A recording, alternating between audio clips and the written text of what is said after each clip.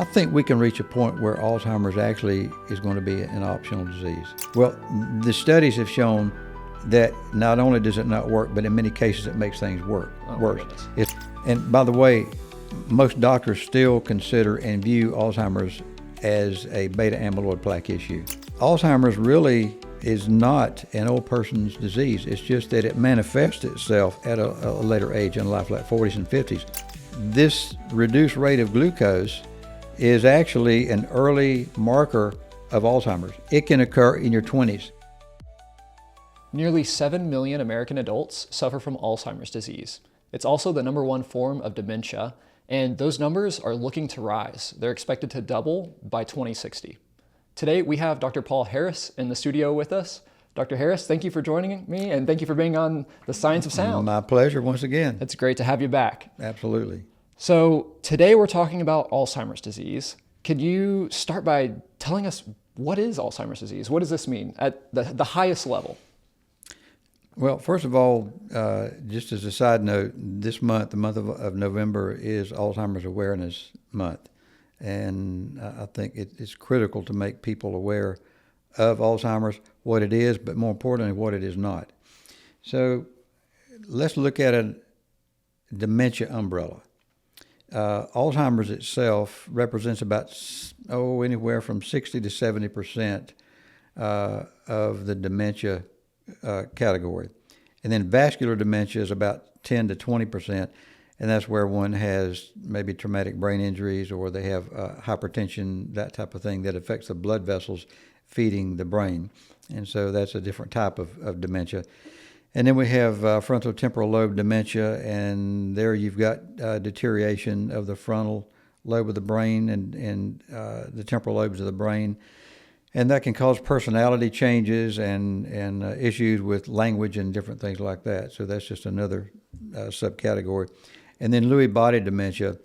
If you have Lewy body proteins, then that can, the patients will present with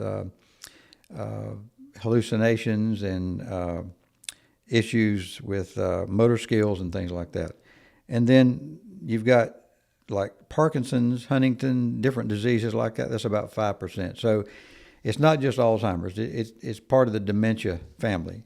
And so that's, I think, important to be able to differentiate which dementia that a person's experiencing. Yeah, from the outset, exactly. Kind of starting at the 100,000 foot level is we have this dementia umbrella, and we have a picture of it that we can put up on the screen so that people can see what we're talking about. And so within this dementia umbrella, Alzheimer's disease is one of those pieces of the umbrella. And that's the one that we're going to spend the most time talking about today. So do you know what lasts longer than beauty?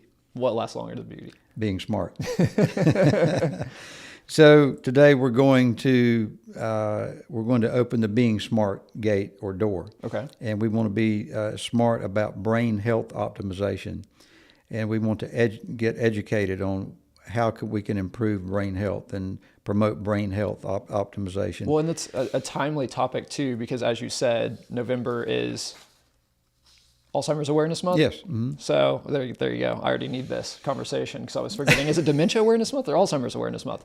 But yeah, so in the month of November, while we're filming this right now, it is Alzheimer's Awareness Month. So very, very timely topic, and something that we're super passionate about in our company is cognitive health. And what can you be doing to make sure that you are, not only have mental clarity, have focus, but are cognitively healthy as well. Right. And what can you do to increase that? Back to your question. First of all, Alzheimer's does not have a single cause. Absolutely, it's a complex condition resulting from an imbalance in the brain neuroplasticity, and it's driven by multiple factors. So there's not just one thing that actually causes. So today's podcast, we're going to spend time looking under the Alzheimer's hood and be able to differentiate some of the potential causes. I will also reference quite a bit Dr. Dale Bredesen, who's a neurologist and probably the only neurologist in the world that has verifiably slowed down and reduced and reversed Alzheimer's in quite a few patients. And so I've actually taken a course under Dr. Bredesen, and so a lot of this information I give credit to my good friend Dr. Bredesen. Right, and I don't want to just skip by that. That's really important because up until this point, there has been nothing that we can do really to prevent, to slow, to stop Alzheimer's. And now here we are with patients that are showing signs that they're actually reversing symptoms from Alzheimer's disease. Exactly. And like I said, I have a lot of respect. He is nationally and internationally known. And so a lot of the therapeutic evaluation, the testing, and then the protocols, et cetera, I follow his RECODE program. And so we've been able to help a lot of people. Awesome. Let's dive in. So let me start by stating I'm going to refer to Alzheimer's as AD. So I use AD okay. quite a bit rather than say Alzheimer's. So there are categories of insults, and Dr. Bredesen categorizes some of the root causes of Alzheimer's into subcategories. For example, when you said insults, categories of insults, what do you mean by that? Trigger factors, pathological factors that damage brain neurons, promote M1 polarization of the immune cells in the brain. We'll talk more about that, but okay. M1 is pro-inflammatory, M2 is anti-inflammatory and neuroprotective. And so we're going to discuss what promotes the M1 activity. Yeah, what are the triggers? And what are some of the triggers? Okay. What are some of the I just call them insults. So if you're getting exposure to aluminum or mercury, for example, that insults your brain. And that insults your body. So we're going to categorize it as insults to kind of keep it simple. So the subtypes, he breaks it down into inflammatory, atropic, toxic, triggers, and things that can contribute to this response. So one of the first ones that we want to look at is chronic inflammation or infections. That's an insult or a trigger. Insulin resistance or type 3 diabetes. And we'll go into detail with this. I'm just kind of giving you just the category. Loss of hormones or nutritional support, exposure to biotoxins like mold and chemicals, environmental chemicals and things like that.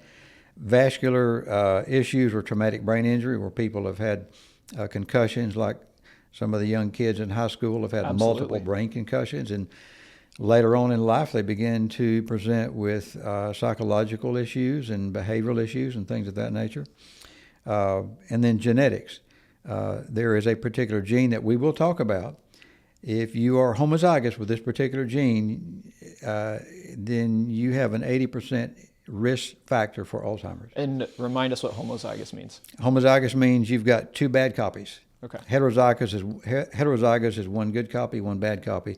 Homozygous is you've got two bad copies. So and you said 80% propensity to have Alzheimer's disease. Wow. So let's do a deeper dive into 9 of these potential causes, and I think that our audience will find this extremely fascinating. Number 1 is insulin resistance and type 3 diabetes. The research for this is unambiguous. Alzheimer's or AD results primarily from a reduction in the cerebral metabolic rate of glucose to the brain, specifically the hippocampus of the brain. That's the region of the brain where we convert short-term memories into long-term memories. Well, so stopping there, because you used a lot of big language there. Okay. So essentially what you said is a reduction in the brain's ability to get energy. Yes, it's basically the inability to metabolize glucose, or glucose is not being carried efficiently into the brain. So the brain is being starved of energy. Exactly. Okay. And what's interesting about this is this reduced rate of glucose is actually an early marker of Alzheimer's. It can occur in your 20s and 30s. But it is also the primary hallmark of Alzheimer's disease. It is not beta-amyloid plaque. It is a reduction in the cerebral metabolic rate of glucose into the hippocampus of the brain. So that part of the brain is fuel deficient. And then when that happens, the neurons begin to die. The synapses begin to shrivel up, and then it makes cell-to-cell communication very difficult. And then one begins to present with memory issues and personality changes and things like that. Right, so, but that's years down the road at that point, right? When you're showing those type of symptoms. And so, yeah, we're talking years down the road. So something that like you could figure out in your 20s or 30s or 40s is, do you have a reduced glucose level? Yes. What was the exact We're term definitely again? going to cover, yeah. Okay. A reduced availability, just keep it simple, availability of glucose into the brain, specifically the hippocampus. And the hippocampus, again, is that specific part of the brain, the region of the brain where short-term memories are processed into long-term memory. So it's a very important part of your memory and cognition. So it affects your cognitive skills and ability. So listen, brain glucose, or another term I'll throw at you, is hypometabolism, and you'll hear that a lot. It can be preceded by Alzheimer's disease by 20 years or more before a person actually presents with manifestations of Alzheimer's disease. I'll say that again. It can occur 20 years before that Alzheimer's disease symptoms are Before actually any manifested. symptoms. Exactly. Yeah. So this is something that really should be a part of our routine health checks. Can it be, or what kind of? Yeah, we're definitely going to cover that. Now, what I just told you is according to the Journal of Alzheimer's Disease, 2023. Okay. This is current information. Right. So this is not something I'm just blowing off the top of my head. This is in the literature. Also in 2015, there was a study in JAMA Neurology, and it links insulin resistance, which is a common comorbidity, to decrease cerebral glucose uptake in at-risk adults. In fact, these Alzheimer's patients that have insulin resistance can have up to a 40% reduction of cerebral glucose in the brain. Wow. I mean, we're talking 40% less fuel to the brain, and that explains why they can't recognize their family, they can't recognize their husband, they don't even remember how to eat, right, and they're barely functional. The body's just trying to survive at that point. Again, they're losing the ability, the brain is no longer fueled. It has almost half the fuel that it needs to function. Right. And so it's barely enough to keep the lights on. Wow. And so there are ways to predetermine this and look at risk factors so that one doesn't reach that point. And this is an extremely important point because decreased glucose metabolism directly contributes to neuronal death and synaptic damage and broader injury to the brain itself. So here's what happens. And I find this very fascinating. All this is fascinating to me because I love science and I've been doing it for a long time. The brain typically accounts for about 2% of our body weight, okay? 2% of our total body weight. But it uses up to 20% of all the body's glucose and oxygen. Wow. It's an energy hog. Yeah. Think about that. 2% total body weight, but it uses 20% of the body's fuel. Which is significant. And then, oxygen, which is very significant. And then if it's using 40%, if it's impaired and it has a 40% reduction in that fuel as well, you can see where the problem begins. Causing all kinds of issues. So since the brain uses so much of the body's fuel, if the supply is too low or not enough is actually getting into the brain or transported to the brain, then these symptoms begin to appear. Memory issues, emotional issues, behavior, etc. And so with that said, here we're talking metabolic disturbances. Mm-hmm. And so these metabolic disturbances are also seen in type 2 diabetes. Now, I'm not saying diabetes causes Alzheimer's, but some of the underlying mechanisms are very similar. Let's just say it this way. They're physiological cousins. So the same underlying mechanism that contributes to type 2 diabetes is the same that contributes to Alzheimer's. Yeah, there's a correlation. There's a correlation, but I cannot categorically state that diabetes causes Alzheimer's. As a matter of fact, there are patients that have Alzheimer's that don't have diabetes. Right. And there are patients that have diabetes that don't have Alzheimer's. So, right. But there is something to look at. So the two things that we want to consider with what I just stated was insulin resistance and hyperinsulinemia. So insulin resistance, remember that, okay, and hyperinsulinemia. I'll give you a test at the end of the podcast. We'll see if I'm predisposed or not. So although there are multiple factors contributing to insulin issues, one of the most powerful is our diet, our carb-rich diet, our right. sugar-rich diet. that really is king of the hill. And we've talked about insulin a lot on previous episodes, especially when it relates to fasting and ketosis and things that we can do to help our body to process and look at insulin from a healthy standpoint, again, because we do live in a society where we have so many carbs, so many sugars. Exactly. I think another statistic, if my memory serves me correctly, on this Alzheimer's Reflection Month, I think it's 1 out of 3 Americans present with metabolic syndrome. So it's kind of synergistically with insulin resistance, metabolic syndrome. Bottom line is you're beginning to present the first stages of not getting enough fuel to the brain. And so that's important to be aware of that. So it looks like there's another important factor here which relates to our diet and our intake, which is carbohydrate. A diet rich in carbohydrates may also be an inflammatory causing diet as well. Absolutely. To that point, sugar is actually probably the most pro-inflammatory food you can put in your body. And inflammation is a primary factor in all chronic degenerative diseases. And neuroinflammation, especially in the brain, contributes to brain fog and those types of things. And speaking of this, diet and age, a lot of people think that Alzheimer's disease is an old person's disease. I mean, we think, oh, this person's in their 70s and 80s and they've got Alzheimer's, or 50s or whatever. Well, Alzheimer's really is not an old person's disease. It's just that it manifests itself at a later age in life, like 40s and 50s. There's different stages, which we'll talk about. Okay. But the first stage is more silent.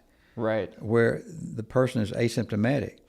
Well, this is what you're talking about, where 20 years before any symptoms show up to 20 years before any symptoms show up, a person could be having reduced glucose availability in their brain. And exactly. that start to cause problems that aren't things that you would necessarily recognize or realize, or that are insignificant. And you would just pass off as, oh, maybe I didn't sleep well last night, or maybe I need my morning coffee this morning. Yeah. But really, those are the first signs that lead to, to show this later picture of Alzheimer's is coming. And there are actually tests that a younger person can do. Now, to really look at that in a more serious manner, at age 20, you're not going to have a PET scan done, and you're not going to have your spinal fluid tested. Right. But you can have your insulin resistance factors tested. You can look at your A1C. You can look at your insulin levels. And most doctors... And those would just be blood tests? Blood tests. And most doctors, when they're checking for diabetes, they just do glucose and maybe A1C. They never check insulin. I've seen this time and time again. The insulin is elevated, and it's keeping the blood sugar stable, but the insulin keeps creeping up and up and up and up to the point where then the person becomes insulin resistant, and that triggers a lot of this stuff we're talking about. So listen, the brain can spend decades in this hypometabolic state. I'm talking decades where the brain is actually compensating for and overcoming this fuel shortage, and before the patient presents with any symptoms whatsoever. So it's a stealth disease. And that's why I'm trying to educate folks to say, look, especially if there's a history in the family, and especially if you have the APOE gene.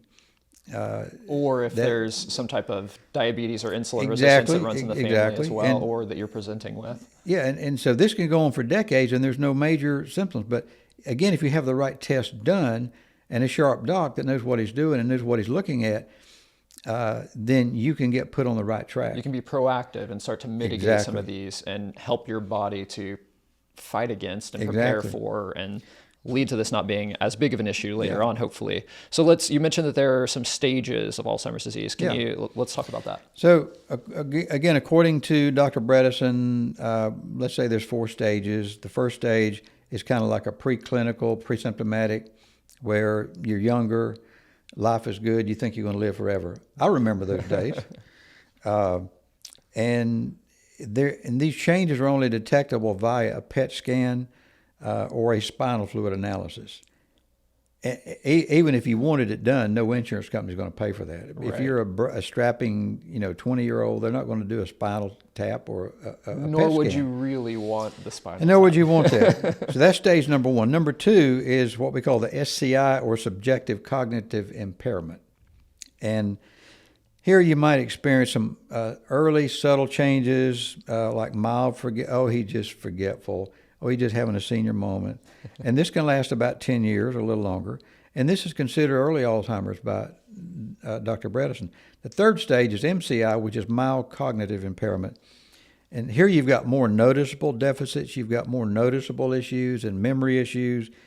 And now you're becoming more in the advanced stage. And here, if you had some of these labs done that I'll recommend, that I'll talk about later Right. In the podcast, it most likely would show positive. Okay. So my point is, don't give up. It's not a death sentence. There are things that we can do preemptively, proactively to determine, am I at risk? Am I heading in that direction based on the best science available? Right. Based on what we know.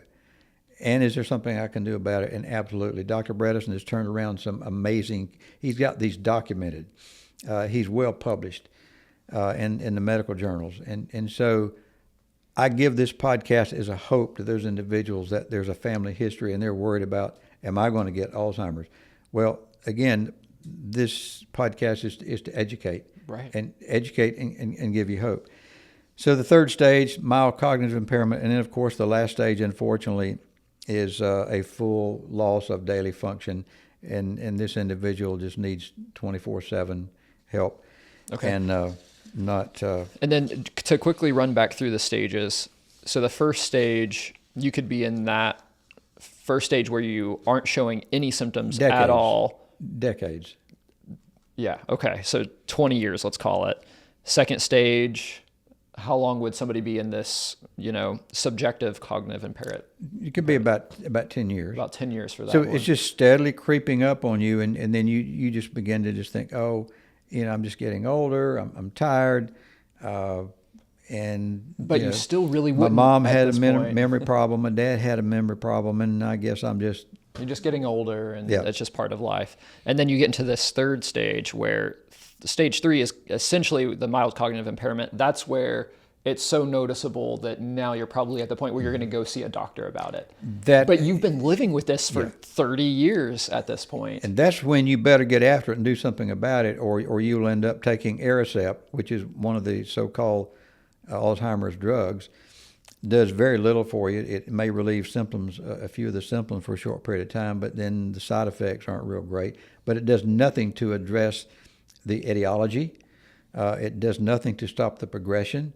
And what we're talking about is based on science and based on evidence, clinical evidence, is to stop if you catch it early enough, to stop the progression. Right. And again, to give that individual hope and restore not only their life, but the life of their caregivers. Yeah. So what is the link then between excess insulin and amyloid plaque? And let's tie some of this together. I love this. I love this part of it. This is mind blowing. There is a link, absolute link between excess insulin and amyloid plaque.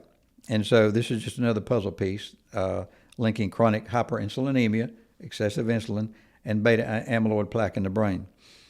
And by the way, most doctors still consider and view Alzheimer's as a beta-amyloid plaque issue. Just one thing, it's just a beta-amyloid plaque. And so we're going to give you Aricept to treat the amyloid plaque. Well, the studies have shown that not only does it not work, but in many cases it makes things worse. Oh, my goodness. It's like you've got a roof with 36 holes in it. Right. And so you're going to plug up one hole with Aricept, and you're still getting leaked on. So it is not a one-cause disease, absolutely, unequivocally. And that's why, again, we're doing this podcast to bring more awareness, Exactly. to let people know that there are other options that are out there. So we've got a smart audience, and a lot of our audience, I'm sure they've heard of amyloid plaque. Perhaps you've heard of amyloid plaque. So here's what's interesting. Multiple studies have shown that the amyloid protein actually acts as an antimicrobial against viruses, bacteria, fungi, mold, and those types of things. So it's actually neuroprotective. Okay. It's not the boogeyman. So it's not the bad necessarily guy. a bad thing. Yeah. Exactly. So it is a protein fragment, and we're going to get into this momentarily. It is a protein fragment that can accumulate in the brain. And amyloid protein can coalesce in the brain and form clumps and then create some problems with cognition and the ability of the cells to communicate to one another. But I would imagine there's some kind of underlying process that we normally have that helps us to clean this out, like we've talked about in our sleep podcast before. Yep, and we're going to get into that, and that's another just exciting, interesting thing. Listen, beta-amyloid protein fragments are actually found in healthy people's brains. So we all have it. They have no symptoms. But you find larger clumps in patients that have Alzheimer's disease. Okay. That's where the problem begins. Right. So here's what happens. These protein fragments tend to accumulate much more in AD patients than in healthy patients. So the difference is this. At low levels of amyloid protein fragments, the body and the brain does a good job of clearing out these proteins, amyloid protein fragments. So if low levels don't cause cognitive problems, let's say you've got low levels of amyloid protein, and it's not causing you cognitive problems, then the question is what's going on in the brains of AD patients that allows for significantly higher levels of the amyloid protein to build up. Yeah. So you've got normal amounts, no evidence, no clinical evidence, no symptoms of any cognitive anything, but yet you've got these proteins. So then you've got an Alzheimer's patient that has an accumulation. So we're going to talk about what's the difference, what's the mechanism. Please explain that. Yeah. So glad you asked. So there's two possible causes. Number one, the Alzheimer's patient, they're just making more of it. Okay. That's number one.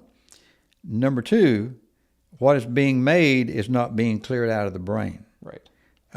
And research is showing that is more likely the case, is that it's not being cleared out of the brain. Mm-hmm. It's not so much that they're producing more of it. What they are producing is just hanging around, coalescing, and forming clumps. And now that begins to create some problems. You would think that if somebody naturally did create more amyloid plaque, that their body would be used to that and would account for that and would be better at clearing out amyloid plaque than somebody who created less. So I would agree. It makes sense. It seems like that the more likely cause here would be that something has happened that has impaired the brain's ability to effectively clean out excess amyloid plaque. Exactly. So let's talk about something, another very interesting piece of information. Enter IDE, insulin degrading enzyme. Have you ever heard of it? No. Okay.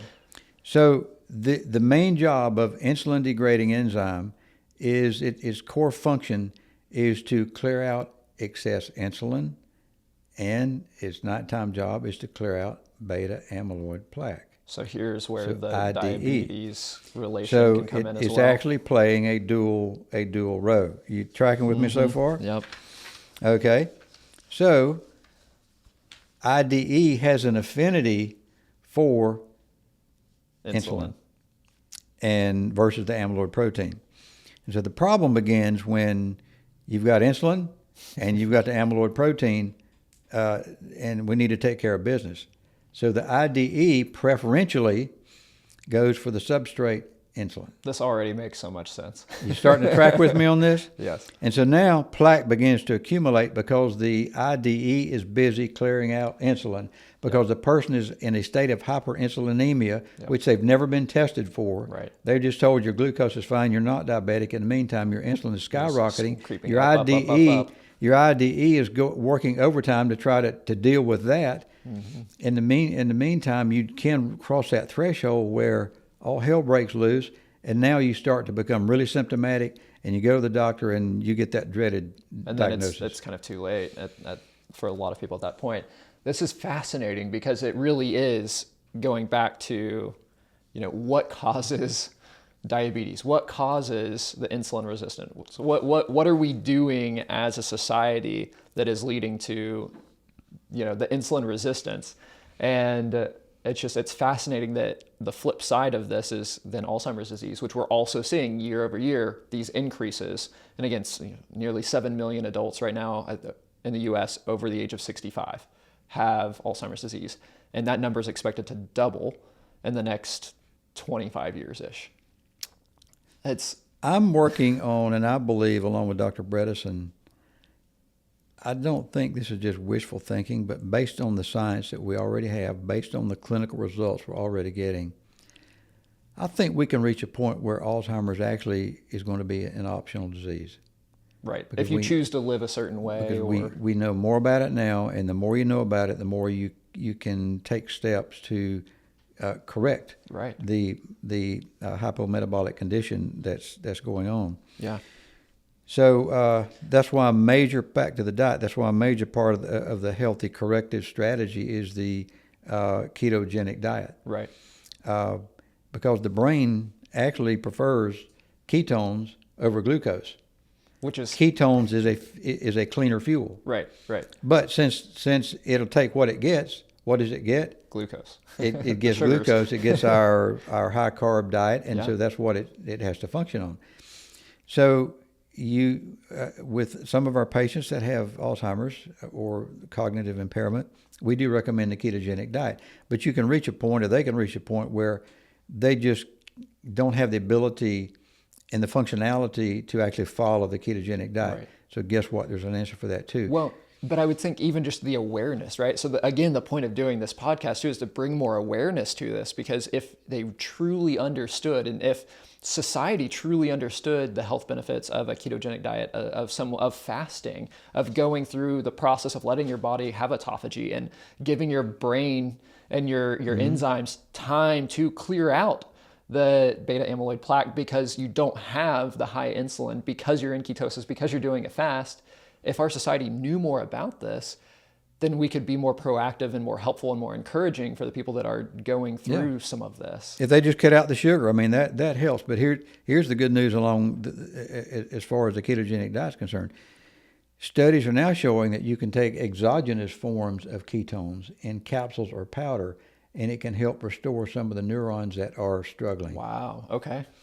And so again, an advanced Alzheimer's patient is very difficult to manage and to cope with and deal with, and so it's easy enough just to put a powder in something they drink. Right. Okay. And so that way you're providing fuel and increasing that 40%, and in Alzheimer's is probably greater than that, maybe 60% loss. But you can actually begin to refuel some of those neurons, not all of them, but refuel some of the neurons and actually begin to see some observable changes in their behavior and functionality. So we're seeing that as well. So that's amazing. That's the good news there.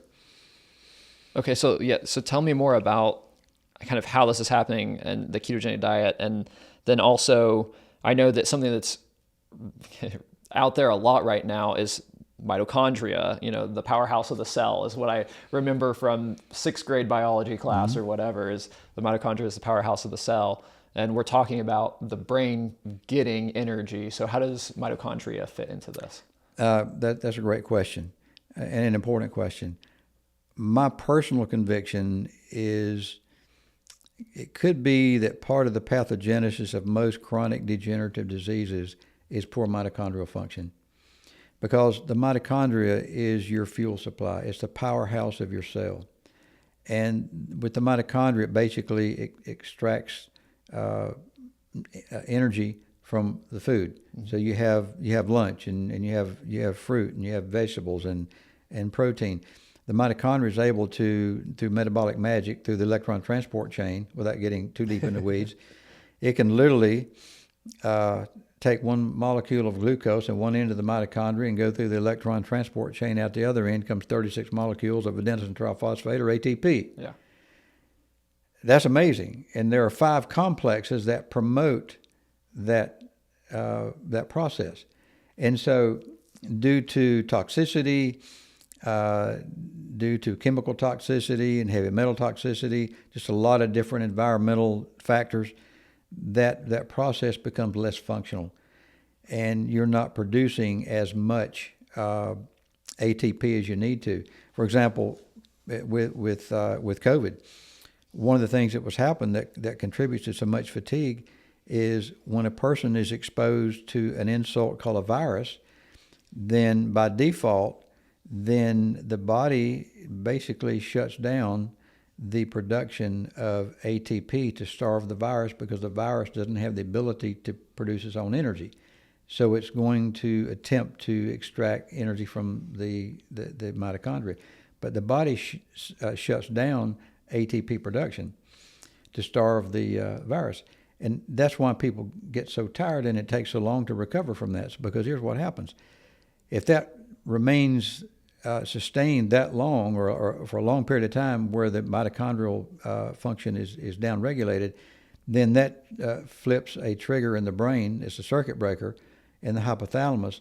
The hypothalamus goes offline, and then the hypothalamus controls the autonomic nervous system. It controls hormones. It controls temperature. It controls a lot of things.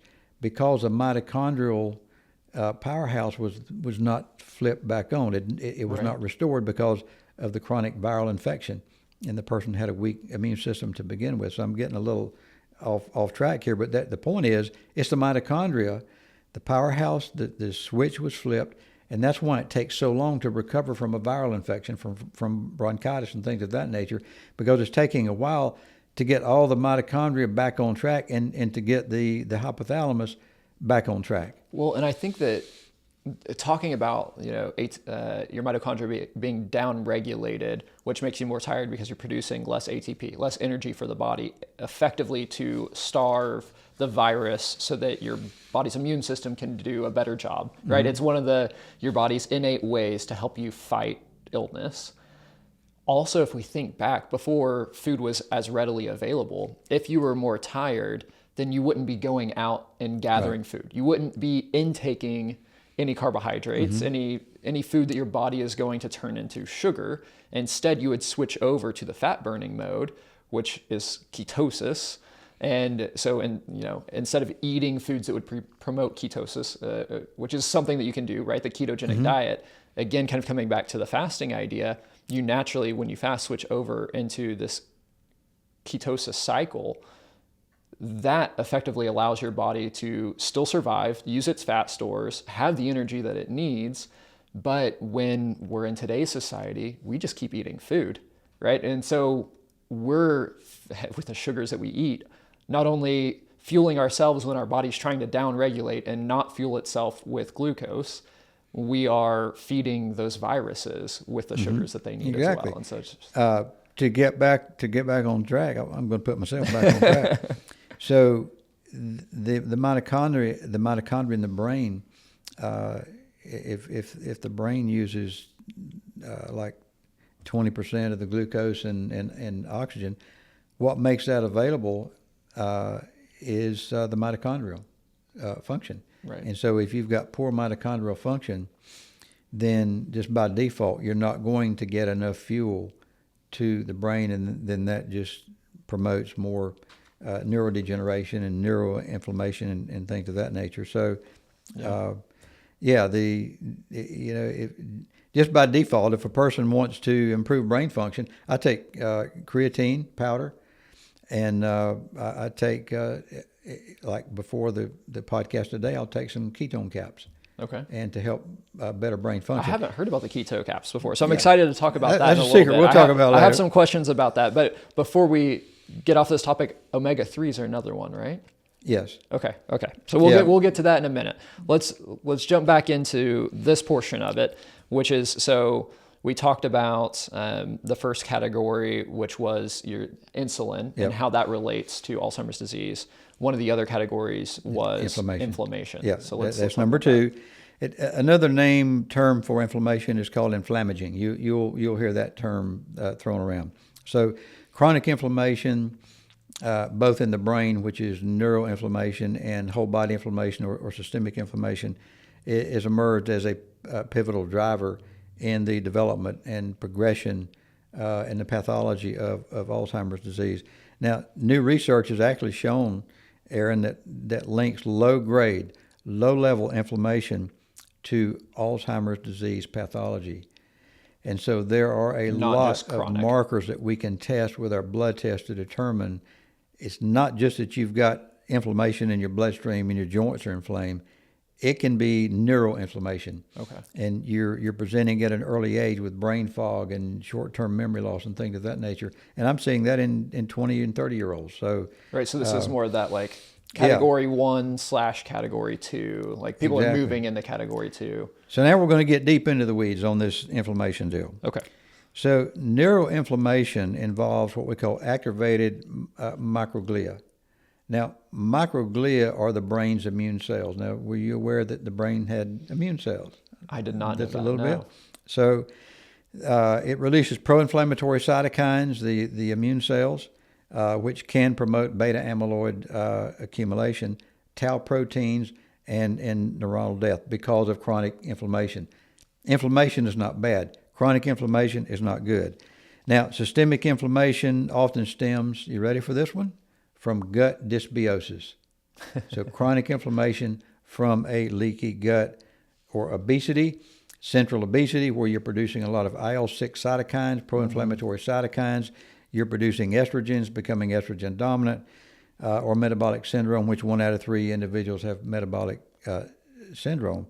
And so you can begin to see an emerging picture here. Well, and again, like, why so click many here people, for our past 7 podcasts million, talking about 7 this. million and counting Yeah. is moving in that direction. That's why I'm taking time to hopefully to educate folks, to Right. wake them up and realize, hey, that's not a death sentence. If you become proactive now and do your own due diligence and research and listen to podcasts like this, you can kind of stave this off. So here's what happens. Gut pathogens can breach the blood-brain barrier. So you might say, well, how in the world can a gut problem affect my brain? Well, there is a gut-brain axis, but gut pathogens can breach the blood-brain barrier by amplifying central inflammation and accelerating cognitive impairment. A major player in gut inflammation affecting the brain is actually LPS, which is lipopolysaccharide. Now, lipopolysaccharide comes from the cell membrane of gram-negative bacteria in the gut, and it is very, very inflammatory. It does not belong in the bloodstream, and we actually have a blood test that can determine if that's the case. Okay. And so lipopolysaccharide will literally breach the blood-brain barrier, and now the blood-brain barrier is a highly selected group of blood vessels that protects the brain from allowing things in that don't belong there and allowing things out that need to go downstream. If that becomes compromised, then Houston, we have a problem, because now you're leaking things in the brain that's promoting this M1 activation, which we're getting ready to get into. So it's promoting the brain to kick in the inflammatory process.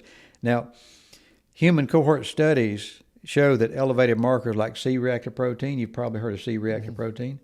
So C-reactive protein, chronically elevated C-reactive protein, can predict Alzheimer's disease risk up to 20 years before the diagnosis. Wow. And that's why it's important to have these kinds of tests done. It's not an Alzheimer's test per se, but it's like, okay, I'm going to connect, this dot connects and this dot connects, and great-grandpa had Alzheimer's, and mom can't remember where she left her keys, and Here are the signs. There's time Right. to begin to be proactive. So one last important note, and let's talk about I like to allude to them as the brain's immune janitors, okay? So we're going to talk about the brain's janitors. Introduce, drum roll, M1 and M2 microglia. And by the way, microglia makes up about 10 to 15% of all of your brain cells. Microglia makes up about 10 to 15% of all of those brain cells. 10 to 15% is just dedicated to helping keep the brain first line of clean, defense. healthy. They're the first line of defense against incoming, Yeah. against viruses, bacteria, injury, debris, different things like that. And if I remember correctly, we talked about M1 and M2 in our sleep episode, right? Because we clean out. I may be jumping the gun a little bit, but we do a lot of our brain cleaning during That's kind of sleep. sort of. Okay. And I'll do the sort of part. Okay. So M1 is pro-inflammatory, and it's not that it's bad. Right. You need a first line of defense to go after the bad guys. That's M1. M2 is anti-inflammatory and let's repair the breach. Let's do our repair work. So it's dynamic. It's not fixed. Right. It's not like it's just fixed M1 or M2. So let's look at some factors, some interesting factors that actually can be triggers of M1 and M2. Factor number one is diet. So a diet high in sugar, gluten, trans fats promotes M1 activation. A ketogenic diet, low-carb diet, Mediterranean diet activates the M2 shift. Which is, again, just great awareness. Just good for people to know in general, regardless of your interest in Alzheimer's disease. That's just right. that fact alone is fascinating. Yeah. I mean, it's worth the price of admission. Factor number two is gut or dysbiosis. We just referred to LPS, and LPS, lipopolysaccharide, promotes an M1 shift just from the gut. Yeah. Promotes your brain to start the fire. Now, probiotics and butyrate promotes an M2 shift. Now, butyrate is butyric acid, and that is a fuel for the large intestine. And so, again, there's a distinct, well-proven relationship between gut health. And again, this links back to our episode on the gut and the GI system, and leaky gut being a really prevalent problem in the U.S. right now as well. So you see, we're a group of systems. We're not just a gut. We're not just a brain. This podcast is not just about brain. We're more than a brain. And they're all interconnected, and they are a network of systems. And what affects one system can affect something else. So you can't just focus on that one area and think, gee, I'm going to be well. I'm restored. I'm now functional, and my health is optimized. It just doesn't work that way. So factor number three is metabolism. So insulin, hyperinsulinemia, drum roll, M1. it promotes M1 activation. Okay.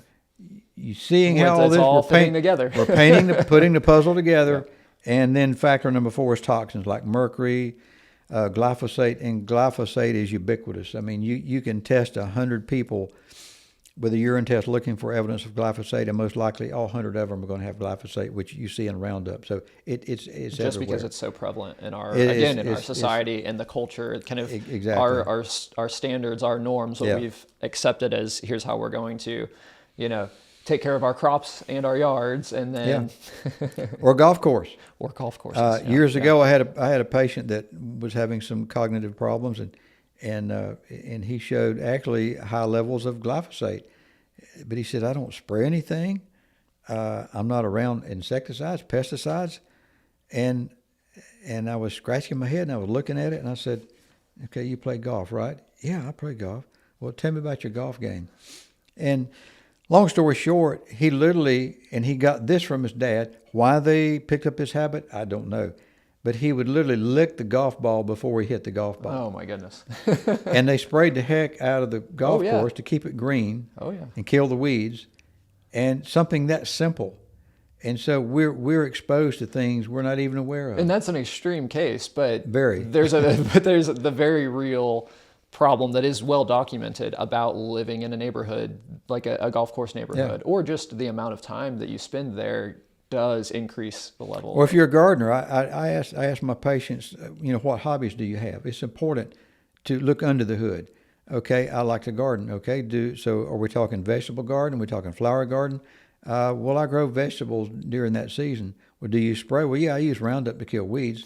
So there you go. Or they may, love to paint and refinish furniture. So those are toxins they may be exposed to. Or their job, they may be a welder. It's important to spend time with the patient and ask questions. Sometimes that's better than a blood test. Right. You ask the questions which would give you an indication of what they may be exposed to. Yeah. So if mercury and glyphosate promotes an M1 shift, what promotes an M2 shift is actually a detoxification or infrared sauna or augmented N-acetylcysteine or glutathione promotes an M2 shift. So see, it's dynamic. And so if you've got these problems, then you want to focus on things that shifts it back from an M1 to an M2. Because here's the other important piece of information about M1 and M2. You can cross that threshold and reach the point where you get stuck in the M1 mode. and that's what you call priming. So those M1 cells, that phenotype, you become primed, and then you can't turn it off. Oh, wow. And then all you can do is turn the volume down, turn the heat down. I mean, it takes a while for that to occur. But you lose the ability to But heat you and can cool the cross home. that threshold Yeah. where, okay, you've done it, and we're in trouble now. Wow. So then number 3 is the gut-brain axis, and we talked about the leaky gut. But let me talk a little more about leaky gut and how this works as far as how the gut can promote neuroinflammation. So the blood test that we do looks at insulin and it looks at LPS. So let me use my hands as a graphic. So if you have elevated antibodies to zonulin, your small intestinal cells are in a nice tight junction, and the zonulin basically is part of the protein that helps to keep them in a nice tight junction. Right.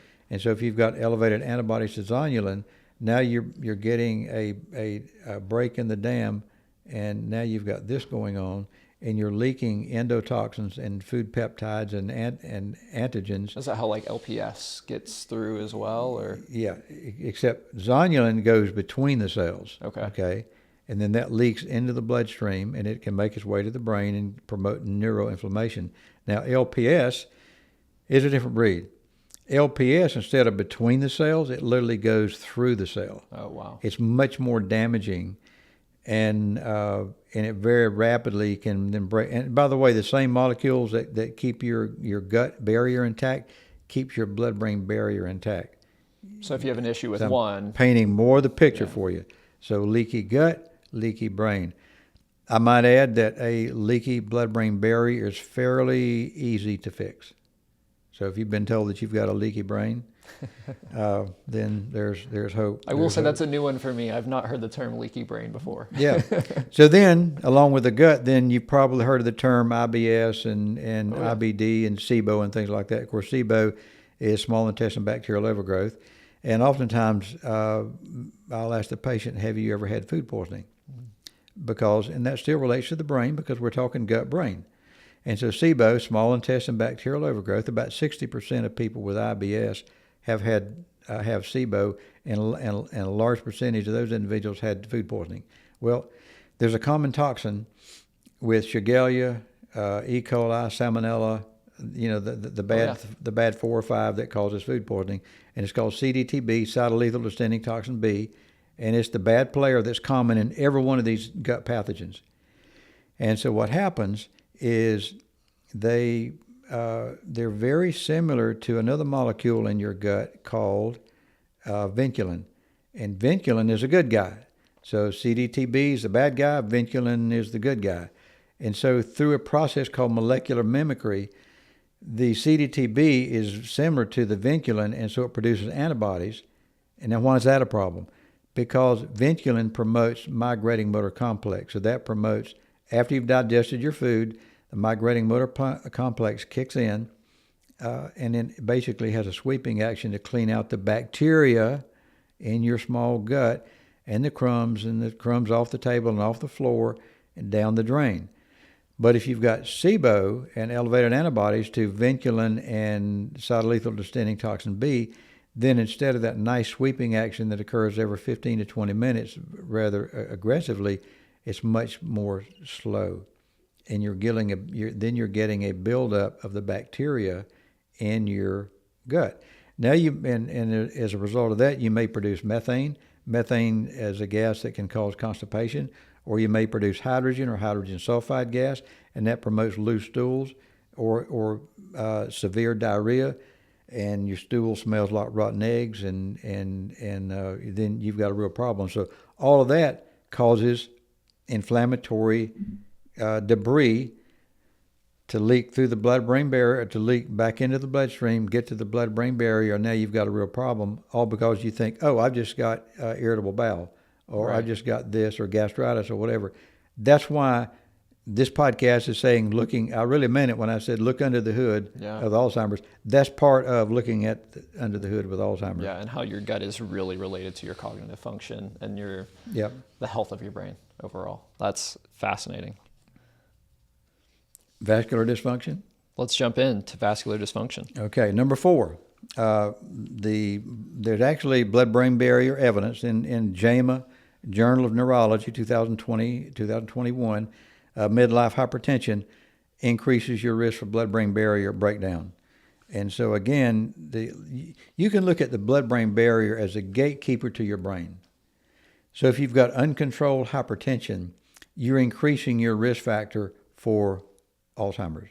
And then if you've got the APOE gene, and then you've got a family history, and then you've got insulin resistance and all these other factors, you're in serious trouble. So you need to get to someone that knows what they're doing fast, because you're heading in a wrong direction. Now here's the key point. Vascular dysfunction is now recognized as a primary independent factor or a synergistic factor contributing to Alzheimer's disease. So that's why it's important to be assessed and make sure that your blood pressure is stable and you're not having TIAs and things like that. And when we're talking about vascular dysfunction, are we also talking about concussions and things like that Yes. as well? TBIs, traumatic brain injury. Okay. Often, or if you've had let's say you've had a car wreck, or even playing football, kids playing Right. football, they get hit in the frontal lobe of the brain. Oftentimes, if there's been significant damage, there will be personality changes. That's where your personality resides, in that frontal lobe of the brain. And that's where executive functions occur. So the ability to make appropriate decisions and things of that nature. So it can affect all of these different factions of human existence. And so, again, that's why we leave no stone unturned. Right. It's important to ask, did you play high school football? Did you play college football? Have you had a car wreck? Have you had a concussion? That's why you're seeing a lot of these pro athletes go postal. Right. Pro football players, wrestlers that go crazy and attack their wife or their girlfriend or whatever, and because this has been going on. Right. And there's neuroinflammation in the brain, and they've had damage here and concussions, and that's part of that picture. I feel like I read a long time ago about hyperbaric chambers potentially helping with vascular dysfunction. Yes. I'm all about hyperbaric chambers. Years ago, I had a chelation clinic in Florida, and we chelated like 32 people a day, and we had 2 8-foot monoplace hyperbaric oxygen chambers.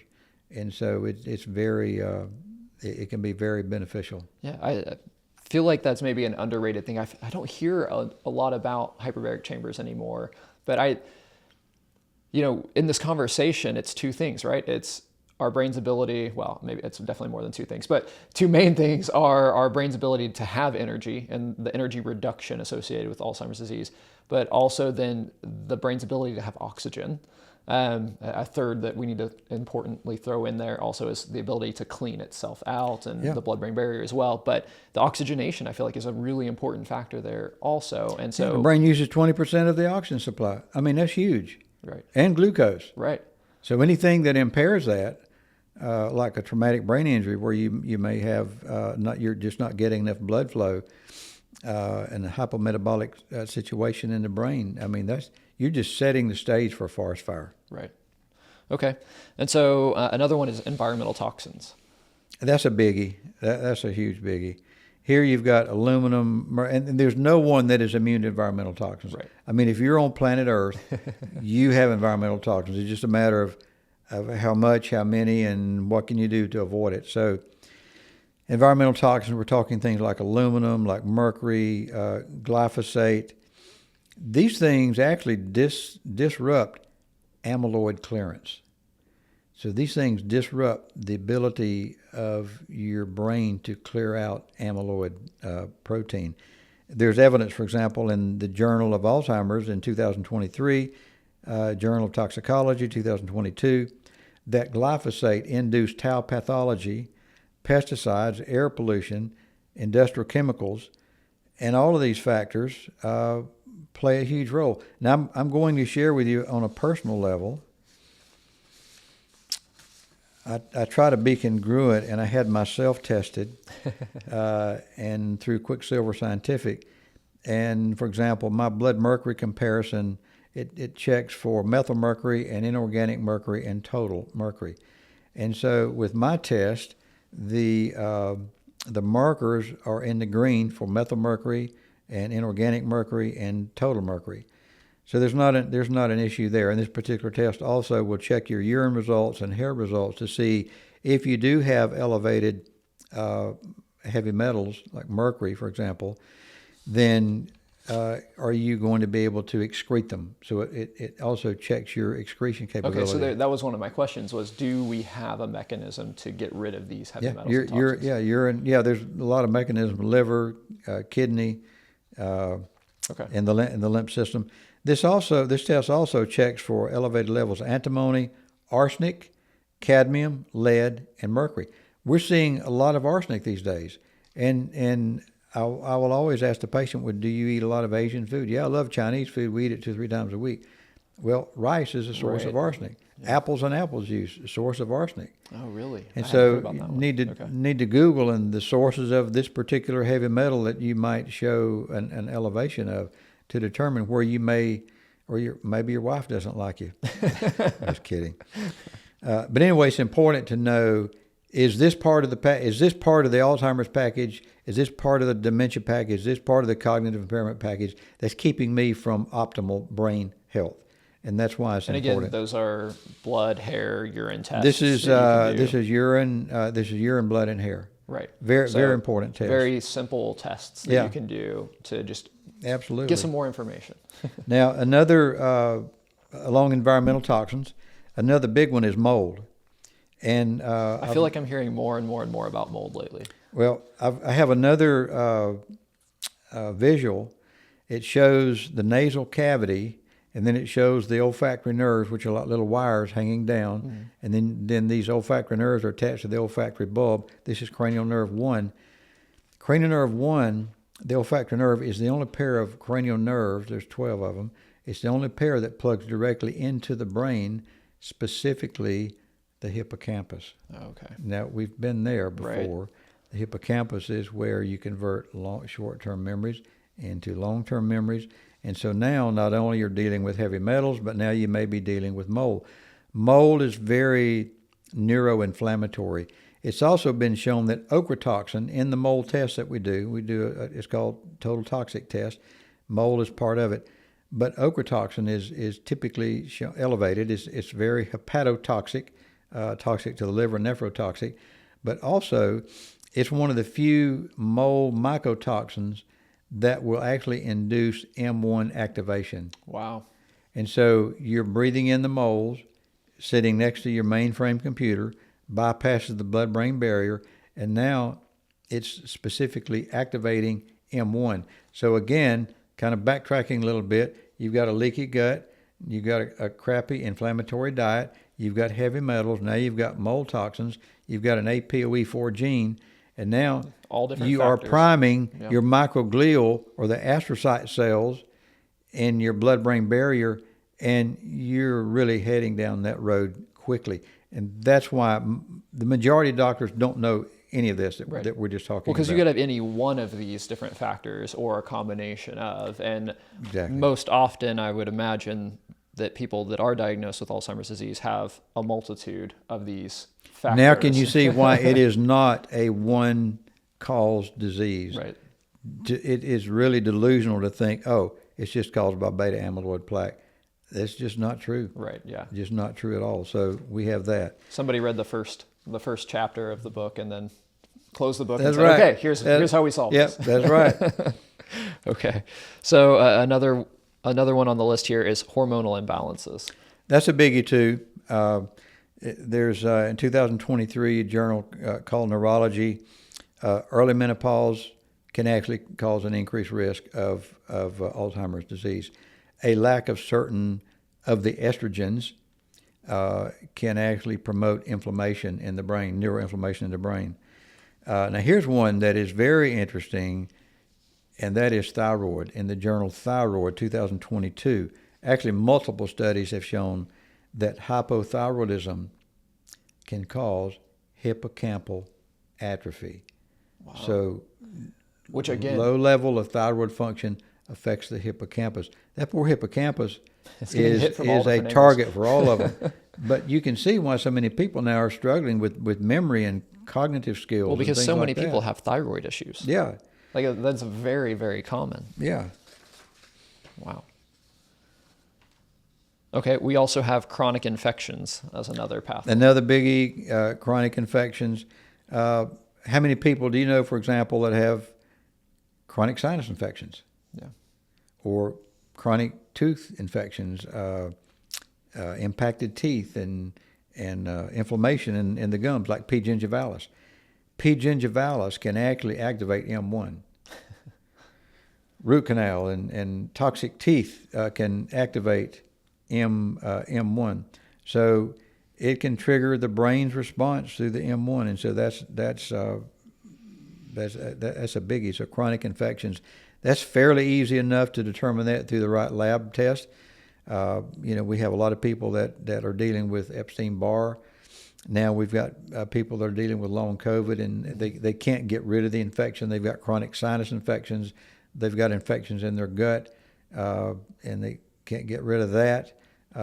H. pylori and different infectious agents and viruses, bacterial infections, all are contributing to the AD dilemma. Wow. Okay. Oh, here's one that I mentioned earlier, which is sleep disruptions. So let's talk about that. Let's don't forget sleep disruption. Absolutely. So there's evidence in the journal Science in 2021. They stated that glymphatic flow decreased by 60% in sleep deprivation. What is Glymphatic flow? That's the part. The glymphatic it's the part of your brain that does housekeeping while you're sleeping. Okay. You got N1, N2, and N3. N3 is slow wave, non-rapid, different types of sleep? non-REM sleep. So that's N3. When you go into N3, very deep, then that's when this glymphatic is activated. The vacuum cleaner's turned on. They're washing the dishes. The dishwasher's turned on. Housekeeping is occurring. We're cleaning up debris. We're cleaning up misfolded proteins and tau proteins and alpha-synucleins and all this different stuff in the brain. That has to happen when you're going into sleep. And when that doesn't, and it's not clearing the waste, guess what? You're getting a buildup of these proteins in your brain, all because you're not sleeping. As a lack of sleep is definitely linked to neurodegenerative diseases like Alzheimer's. It's a big deal. Right, because if nothing else, if you're not sleeping well, your brain isn't cleaning itself well. Well, if you notice, if you don't get sleep and then you have a meeting the next day, you really struggle. Oh, yeah, and there's tons of studies that talk about sleep deprivation, and really, like, we need at least 7 hours of sleep, right? And that's a minimum threshold is I think the latest science on that. And how often do we regularly go into a sleep debt? And so it's... Look at how many people, just Google it, look how many people have sleep problems. Look at how many people have insomnia. I would say probably 80 to 90% of the patients that I see will tell me, well, I have a sleep problem, I have insomnia. I said, let me guess, you wake up between 1 and 3 a.m. in the morning. How'd you know? Well, that'd be another podcast, but yes, sleep problems and chronic insomnia is a big, big deal. You cannot heal if you're not sleeping. Right. And so that also puts you in a sympathetic dominant state. All of this inflammation, all these things we're talking about, oftentimes these patients are in a sympathetic dominant state. Meaning? You got your autonomic nervous system, you've got the sympathetic, feed and breathe, foot on the accelerator. Parasympathetic is the brakes. Rest, digest, I'm healing, and I feel safe. Yep. So you want to balance between the two. Well, the largest nerve of the parasympathetic nervous system just happens to be the vagus nerve. Well, the vagus nerve is responsible for all gastric motility from swallowing. So if you've got swallowing difficulties, you can't swallow pills and food, it may be a vagus nerve issue because your parasympathetic nervous system is inhibited because you're in a fight or flight mode. It also is responsible for the off switch for all inflammation in the body. So vagus nerve, parasympathetic nervous system, the switch off for inflammation, and it is involved in all gastric motility from swallowing to producing enzymes to pooping. Yeah. It's a big deal. Yeah. So if you're under chronic stress, which a lot of Alzheimer's patients were and are, and the family's in chronic stress, then you were in a chronic fight or flight and run from the saber-tooth tiger mode, cell danger mode. When you're in cell danger mode, all of the energy that you have left with your mitochondria that normally should go to help your brain and repair, it's going to put out the fire because you're thinking that you're running from the saber-tooth tiger. You're in a cell defense mode. So if you're in a dominant stress environment, that inhibits the parasympathetic branch of your autonomic nervous system, and now you can't heal, you can't rest, you can't digest, and that also then can affect your sleep. Right. Yeah. So So you even see when how you do it's fall all asleep, connected. you're not sleeping well. It's all connected. Didn't mean to go that deep into it. But it's fascinating to hear how there are so many different factors, and then also how so many of them are interrelated. And I feel like, we didn't plan this, but a lot of the podcasts that we've had together so far have been talking about these different areas in depth, in detail. So, go back through and listen to those, and then come back here, and you're seeing all of these are factors that are teeing you up, predisposing you to potentially have Alzheimer's disease. Absolutely. So now we've got genetics. Okay. Number 9, genetics. We ready to talk about genetics? Now let's consider the APOE4 gene. The APOE4 gene variant is the strongest genetic risk factor for late onset Alzheimer's disease. But inheriting that particular gene doesn't necessarily mean you're going to get Alzheimer's. I need to emphasize that your genes are not your destiny. Right. Your genes basically is the bullet in the gun. What pulls the bullet is your environment, your lifestyle. And we have the ability to diet. change those things. Those can be changed. That's fluid. You can definitely change that. So don't think, oh my God, I'm hearing what he's saying about APOE4 gene. I've got it. It doesn't mean you're going to get it. Right. But it means you better clean your act up, and you better do your due diligence and do your research and talk to people that know what they're doing as how can I prevent that from happening. So back to the... Well, I'm glad that you said that, because I was about to say, okay, number 9, genetics, here's the one that we can't control. But we started this off by saying you actually can, even though it's genetics, like you still have choices here. Yeah. And there are things that you can do. So let's dive in. Yeah, so again, your genes are the bullets, are the bullets, and your lifestyle pulls the trigger. So there's an APOE2 gene, and that's associated actually with a reduced risk of Alzheimer's disease, APOE2. APO3 is the most common, and that's really neutral, so you're good to go.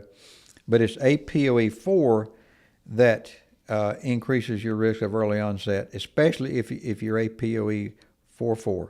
So if you've got 2 copies, then you're at about an 80% risk. If you've got 1 copy, maybe about a 30% risk. Either way, you need to. Right, it's an important factor to be aware of, and just that awareness, that information allows you to hopefully make some decisions that are going to help you steer you on the right path. Yeah, another gene too is also the MTHFR, which is a methylation gene. You've got 1298C and 677. That has to do with methylation, for example, with B12 and folic acid, and detoxification, methylating hormones. And if you, for example, have the MTHFR 1298 homozygous or compound heterozygous, if you've got a methylation problem, that can affect your ability to process and metabolize homocysteine. That's another blood test marker that we do. Okay. If you have elevated homocysteine, that is an indicator that you've got inflammation in the lining of your arteries. The lining of your arteries, you've got, it should be a little slippery. It's called endothelial glycocalyx. It's a slippery lining, and you want the blood cells to flow freely through. Right, no speed bumps. No speed bumps, no potholes. Yep. And so the pathogenesis of cardiovascular disease, which is associated with Alzheimer's, is not cholesterol, but basically inflammatory lesions in the lining of the artery. So if you have elevated homocysteine and you've got inflammation, most likely you've got inflammatory lesions, and so there's a little rough area. the blood cells are flowing through the pipe, and it snags on that rough air, on that pothole, and it releases another chemical called thromboxane A2, which causes vasoconstriction of your blood vessels and capillaries, and then that reduces blood flow and produces clots. That's okay if you cut your finger or you cut yourself shaving, but not internally. But not internally. Then that happens with multiplicity. Then you begin to develop the atherosclerotic plaque and lesions, and you can have 70% occlusion in your arteries, in your coronary artery, and be asymptomatic, not even know it. Which is scary. And so, but there are blood tests also that the looks at cardiometabolic factors that can tell us, okay, Aaron, your APOE, your ApoB, your homocysteine is elevated, your CRP is elevated, all of these markers are elevated, and you're at risk of developing plaque, and that plaque is at risk of breaking off. So that's part of that whole, again, more awareness of doing blood tests and lab work to determine where we are there. And the importance also of getting a baseline, right? Like, exactly. Do it as soon as possible so that you have a baseline, so that you know at whatever chronological age you are right now, here's where you're at. Let's look again. Based on that, there's going to be more things that you'll want to do. But then if nothing else, a year or two from now, let's do another test, and let's then see where we at, what's rising. This brings up another point. I don't know how many cases I've seen where the patient says, my doctor said my cholesterol is a little elevated, so he gave me a statin, but he said everything's fine. I said, we need to do a cardiometabolic lab test. It's more than just, over half the people in the hospital with a heart attack have normal cholesterol levels. So cholesterol is not the boogeyman that it's made out to be. It's the chronic inflammation and lesions and things of that nature. So again, there's ways of looking at these numbers, and just looking at cholesterol and triglycerides and LDL and HDL, that's kindergarten. So you really need to look, especially with heart disease, and knowing that's the number one killer. Right. And by the way, I think Alzheimer's now is creeping up to number 3.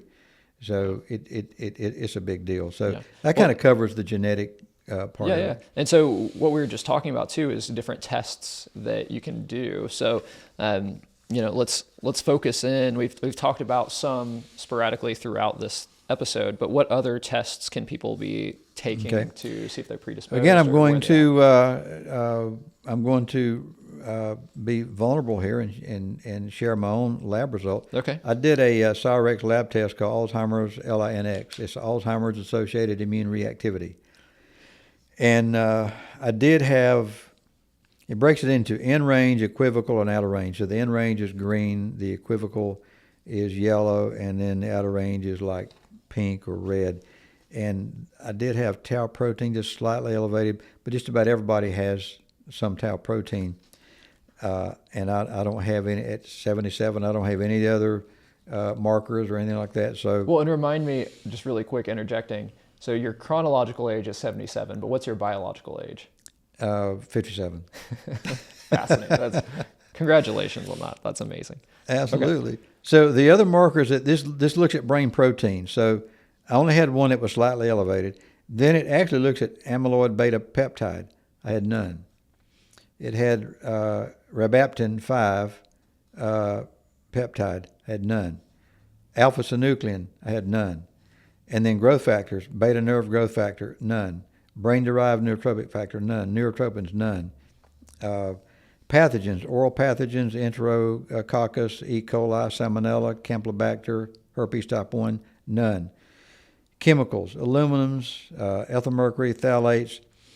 Now, mercury on mine was a little elevated. I'm in the process of mercury removal, so that's not uncommon for that. And then it looks at food. Now, this is interesting. It looks at cross-reactive foods to amyloid beta. So there are foods that actually can cross-react with the amyloid protein and promote neuroinflammation. Right. And now the one that this was a surprise to me, the one big red flag was casein. Okay. And that was, the range is 0 to 3.01. Mine was greater than 4. So what that tells me is, okay, Dr. P, Dr. Know-It-All, you need to lay off the dairy that's got casein protein, because that can react with brain proteins and contribute to neuroinflammation. So I'm glad I did it, because now this is showing, although I have just about zero evidence across of, the board of for the most any part, issues, but, yeah. it shows me some areas that I can fine tune and tweak. Right. And that's why I love this kind of testing. Yeah. So I have to give myself a passing grade on that one. Now, let's see, some of the other tests, the Soaak Array 2 is a test we can do that helps to determine if you have a leaky gut. So that looks at the LPS and zonulin, occludin. The Total Tox, which is a urine test that looks for toxic metals, environmental chemicals, mold, and different things like that. It's strictly urine. Gut Zoomer with Vibrant America looks at your gut microbiome. Looks at if you've got blood in your stool, et cetera. And then a big one is Vibrant America Wellness. That looks for insulin resistance. It looks at FIB4, which is an indicator that you may have fibrosis build up in your liver.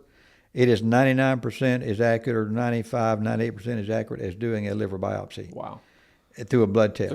Which is much less invasive. Yeah, and then the APOE gene, and then it looks at homocysteine, and then galectin-3. Galectin-3 is another molecule that either can be a good guy or in excess. It can promote neuroinflammation in the brain. And then the MOCA test is a test we do in the clinic. It's the Montreal Cognitive Assessment.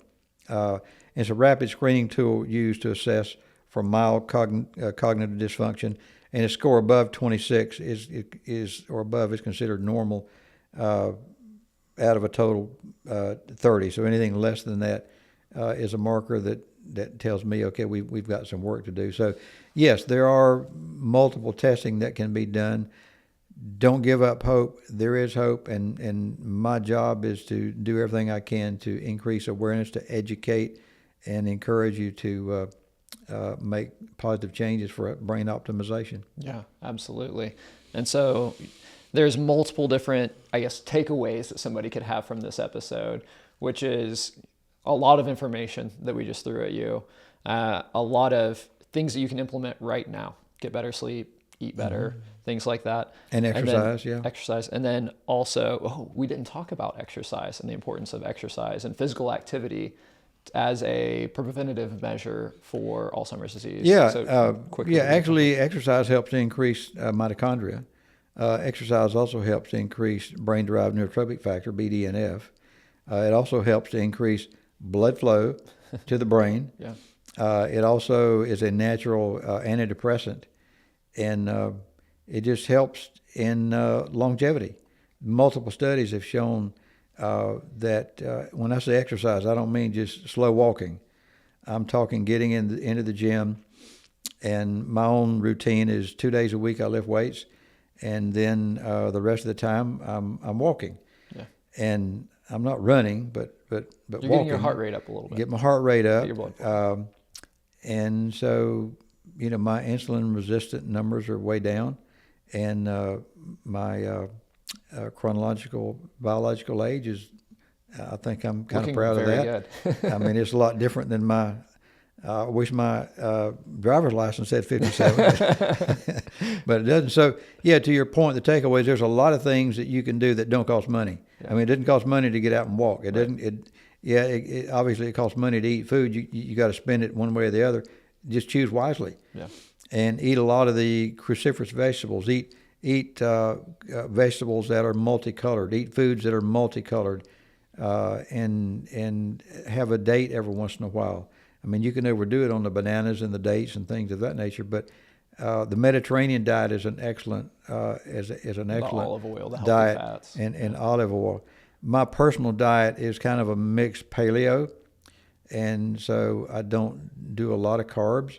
And one key for me was not snacking after dinner at night. Right. And actually, the past couple of years, I've lost 50 pounds and went from a 44-inch waist to a 31-inch waist. And I stopped snacking at night and snacking during the day, because every time you snack, your insulin. Right. And I might doing add some intermittent fasting, essentially. Intermittent fasting with insulin fluctuation, with wild insulin fluctuation, that promotes inflammation. And inflammation, again, is one of the negative factors for Alzheimer's health disease issues and Alzheimer's. Everything else. Yeah. Well, there you go. That's a lot of great information. Threw a lot of information at you, so. Well, thank you for being here. Thank you for sharing all this with us. Audience, I want to turn it over to you. It's this point where I ask you, please like, share, leave comments. We would love to answer your questions if you have comments. Also, Dr. Harris is available as well. How can people reach you if they want to schedule an appointment? The phone number is 918-551-6600. And I've got several podcasts now. And you can go to Soaak Technologies, or I think it's Dr. Paul at Soaak, where we have our podcast available. So I encourage you to do that to educate yourself. Yeah, absolutely. And if you could, please, like and subscribe. That's the number one thing that helps us get this podcast out to more people. We provide this as a free resource and just something you can do to help us out and to continue to make more episodes like this. So again, Dr. Paul, thank you for being here. Glad to be here. You've been listening to The Science of Sound with Aaron Fournier. If you found today's conversation insightful, be sure to subscribe and leave a review. For more resources on frequency-based wellness, follow along at Soaak Podcast.